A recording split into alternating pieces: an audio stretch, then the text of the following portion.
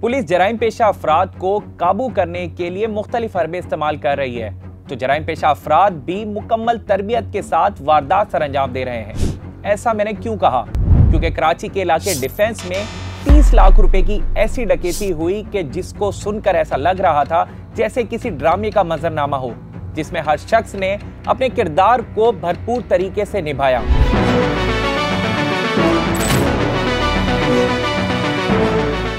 वाक़े का मुकदमा क्लिफ्टन थाने में दर्ज किया गया, जिसके मुताबिक 24 जनवरी 2025 को निजी हेयर सैलून के 2 मुलाजमीन तौहीद कमर्शियल में वाक़े निजी बैंक से 30 लाख रुपए कैश लेकर निकलते हैं कि अचानक ही एक शख्स यानी कि मुलजिम नंबर 1 उनके पास आता है और कहता है, क्या ये गिरे हुए पैसे आपके हैं? जिस पर हेयर सैलून के मुलाजमीन इनकार करते हैं और वो शख्स वहां से रोड की जानिब चला जाता है।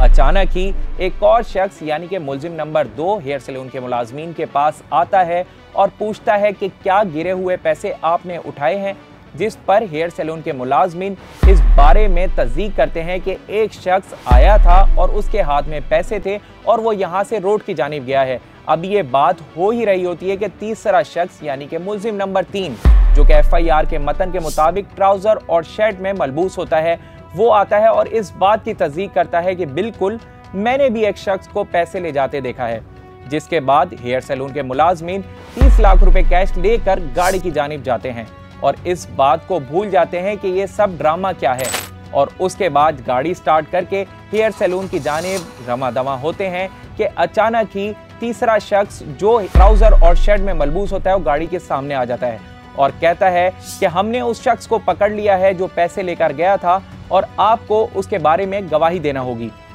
जिस पर हेयर सैलून के मुलाजमीन मना करते हैं और बताते हैं कि जी हमारे पास 30 लाख कैश है, हम नहीं रुक सकते। जिसके बाद वो इसरार करता है कि इसके लिए गवाही जरूरी है, जिसमें से जो दोनों मुलाजमीन हैं उनमें से गाड़ी ड्राइव कर रहा होता है, जो ड्राइवर होता है वो बाहर आता है और उसके बाद गवाही देता है कि बिल्कुल मैंने इस शख्स को पैसे ले जाते देखा था। अभी ये बात चल ही रही होती है कि अचानक चौथा शख्स यानी कि मुलजिम नंबर 4 जो कि वहां अचानक आता है और इस बात का इसरार करता है कि आपको गवाही देने के लिए 310 कदम चलना पड़ेगा और कलमा पढ़ना पड़ेगा। और उस शख्स से जब बहस मुबाहिसा किया जाता है हेयर सैलून के मुलाजमीन की जानिब से, तो वो शख्स अपने आप को कानून नाफिज करने वाले इदारे का अफसर बताता है। जिसके बाद जो हेयर सैलून के जो 2 मुलाजमीन हैं उनमें से एक ड्राइवर 310 कदम चलना शुरू करता है और कलमा पढ़ना शुरू करता है। जिसके बाद अभी ये तमाम तर मंजर सब लोग देख रहे होते हैं कि जो ड्राइविंग सीट के साथ जो पैसेंजर सीट पर मौजूद हेयर सैलून का मुलाजिम होता है, जिसके पास 30 लाख रुपए कैश होते हैं,